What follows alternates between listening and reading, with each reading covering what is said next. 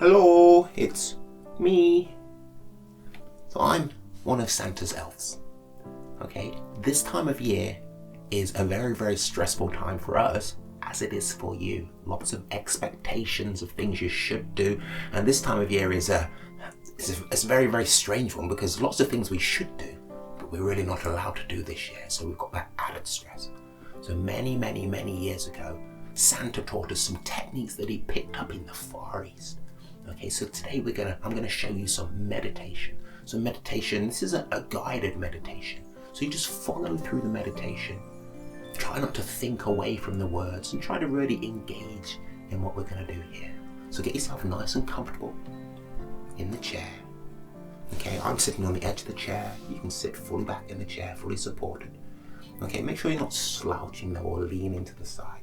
Make sure you're nice and upright, lengthening the spine, hands where you don't have to think about holding them up. Okay, and we will go into the meditation. So close your beautiful eyes.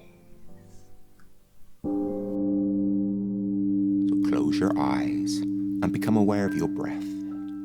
Gently, gradually encouraging your breathing to become deeper, feeling each breath fill your chest and belly, then releasing the breath slowly and steadily.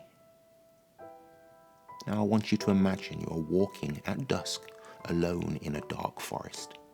There is no moon and you go slowly, for the pale stones of your path are barely visible in the glimmering light of the cold stars above. And you may go slowly also because you are tired and worried and your heart is heavy with old worries and sorrows. You know that in the new year that lies ahead, there'll be new challenges, new perils, new uncertainties, and new griefs to face. And even if you are contented with your own life now, you cannot help knowing that many others are not so fortunate. At this time of year, it's easy to be sad. The longest night of the year is coming, the eve of the winter solstice. Our days are short and often grey, the sun hidden behind dark clouds. Not far away from these dark woods, people scurry to and fro in a blaze of coloured lights, bent under a heavy burden of their own and of others' expectations, struggling to keep up traditions that may be no more than dry husks now, long empty of the meaning they once held. Yet, even when you turn away from that busyness and remind yourself that this is the season when we celebrate the rebirth of the light and the birth of a child who grew up to spend his life bringing the good news of love and forgiveness, you may still be sad. For in our lives, or in the lives of many of our brothers and sisters around the world, love, forgiveness, stability, and peace may be in short supply. Yet the season seems to demand that we be joyful, and to a sorrowful heart that demands itself is a burden, another invitation to despair. You keep walking, and gradually the bleak beauty of the winter woods begins to soothe your heart. The crisp air, spiced with the odors of cedar and fir, refreshes you. The dimness is restful to your eyes. The path under your feet is level, easy to follow. There is no sound but your slow footfalls and the faint rustlings of forest creatures settling into their nests. Through a gap in the dark trunks of the trees that line your path, you catch a glimpse of a light in the distance. It appears very small and weak, and it vanishes with the next bend in the path. But soon it reappears, and it grows even larger and brighter as you draw near to it. After a few more bends in the path, you see that the light comes from a small fire in a stone fire pit in the center of a clearing. And as you come closer, you see someone standing beside the fire. Someone wrapped in a long, dark cloak. You feel a tiny thrill of fear at the idea of meeting a stranger at night in the woods. And you go very quietly now. But you also feel a faint sense of anticipation.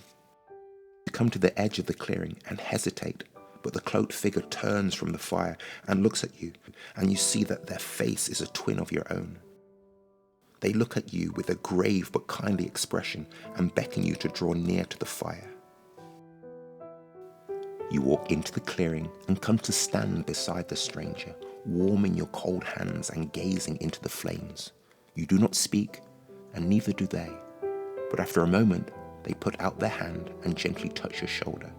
You turn, and at the sight of the compassion in their face, you begin to weep. They put their strong arms around you and murmur into your ear, "Go ahead and weep, my friend. Here and now it is safe to lay down your burden of forced cheerfulness and let yourself be sad. Let yourself give up the weary struggle to hold your head above the bitter tide of sorrow. Let it wash over you now. Yes, even over your head. Acknowledge all your griefs and hurt of the year past and of many years past. Mourn for your dead. Honor your dead friends and your vanished hopes. Give in completely to your pain. You have nothing to fear from the darkness, they tell you, for she is our mother, and she is the mother of the light. Surrender now to the dark. Lay your weary head on my shoulder and let your healing tears flow.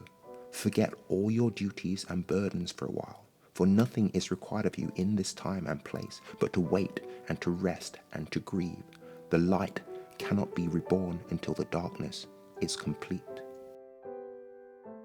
You feel held and supported as you mourn, as you tell over the litany of your losses, grief, and defeats, as you show the scars and the half-healed wounds of old battles, as you tell all your fears for the future, even the most secret and humiliating fears that you never told anyone, that you have hardly acknowledged to yourself.